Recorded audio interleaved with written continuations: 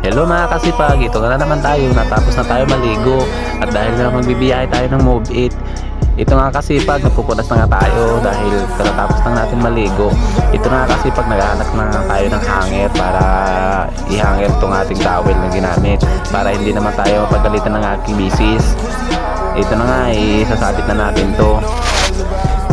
At pagkatapos na isabit, at ano na rin ako, magsusot na rin ako ng medyas para safe tayo kasi ang daming alikabok sa kalsada. Ito nga mga kasipag, dahil nga masipag nga tayo, biyahe tayo ng Move It kasi nga wala tayong extra income, hindi sapat yung sinasahod natin dahil marami tayong gastusin. Panay gala tayo eh. Ito nga kasipag, nagsusot na nga tayo ng pantalon. At ito na nga, natapos na mga kasipag masuot na yung pantalon. At ito, susuotin ko na naman yung t-shirt. At pinasok ko muna yung panyo ko para pagpawisan or magpapahinga, meron tayo pamunas.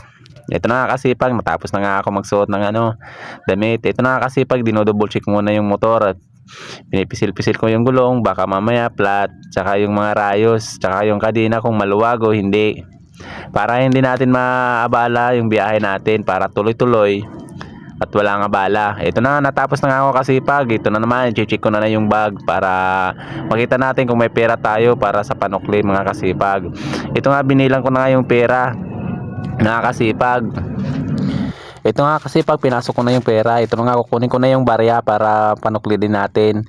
At ito na rin kasi pag binilang ko na rin ng shower cap kung ilan to. At ito 8 piraso lang. At ito na nga kasi pag yung driver license ko at registro ko.